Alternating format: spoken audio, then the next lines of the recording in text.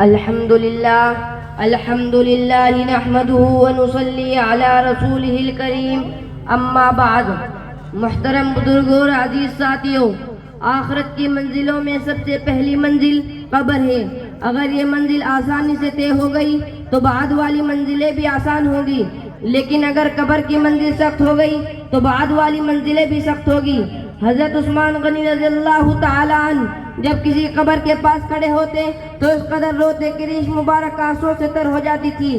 ہم لوگوں نے ان سے کہا کہ آپ کے سامنے جنت و دوزخ کا ذکر ہوتا ہے، جنت کے ثواب و جہنم کے عذاب کا تذکرہ ہوتا ہے، مگر آپ اس پر قدر نہیں روتے جتنا قبر کو دیکھ کر روتے ہیں۔ حضرت عثمان رضی اللہ تعالیٰ عنہ نے فرمایا، قبر آخرت کی منزلوں میں سب سے پہلی منزل ہے۔ اگر اس سے نجات مل گئی تو آنے والی منزلیں اس سے کہیں زیادہ آسان ہوں گی، لیکن اگر اس سے نجات نہ ملی تو بعد کا مرحلہ اس سے کہیں زیادہ سخت ہوگا۔ حضرت اسماء بنت ابی بکر رضی اللہ تعالی عنہ فرماتی ہے کہ ایک بار رسول اللہ صلی اللہ علیہ وسلم نے اپنے خطبے میں فتنہ قبر کا ذکر کیا اور اس طرح بیان کیا کہ لوگ دہاڑے مار مار کر رونے لگے اور اس قدر کوہرام برپا ہوا کہ میں بات نہیں سمجھ سکی کہ کیا معاملہ ہے۔ جب سکون ہوا تو میں نے اپنے قریب ایک آدمی سے پوچھا کہ ابھی حضور صلی اللہ علیہ وسلم نے کیا فرمایا تھا؟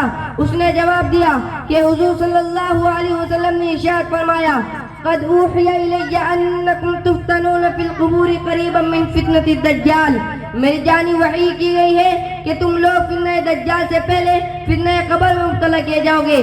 محترم بزرگوں، عزیز ساتھیوں، کوئی دن ایسا نہیں گزرتا کہ جب قبر یہ نہ کہتی ہو میں بیگانگی کا گھر ہوں، میں تنہائی کا گھر ہوں، میں مٹی کا گھر ہوں، میں کیڑے مکوڑوں کا گھر ہوں۔ جب بندہ مومن دفن کیا جاتا ہے تو قبر اس سے کہتی ہے، تیرا آنا مبارک ہو، میری پشت پر جو لوگ چلتے تھے ان میں تو مجھے سب سے محبوب تھا۔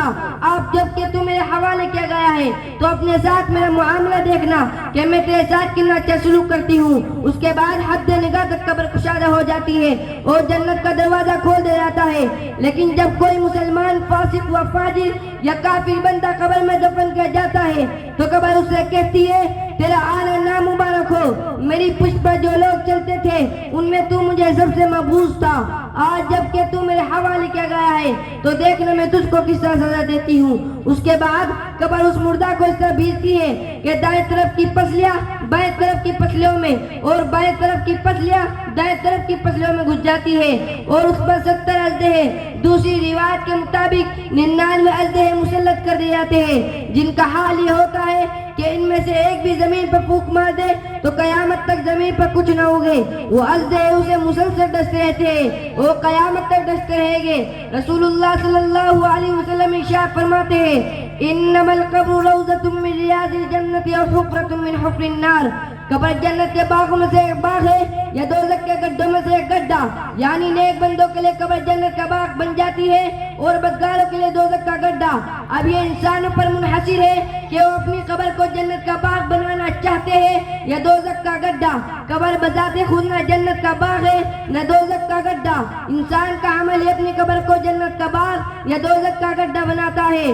رسول اللہ صلی اللہ علیہ وسلم ارشاد فرماتے ہیں کہ جب مردہ قبر میں دفن کیا جاتا ہے تو اس کے بعد 2 فرشتے آتے ہیں جن کا رنگ کالا اور آنکھیں نیلی ہوتی ہے۔ وہ مردہ سے 3 سوالات کرتے ہیں، من ربک، تمہارا رب کون ہے؟ ما دینک، تمہارا دین کیا ہے؟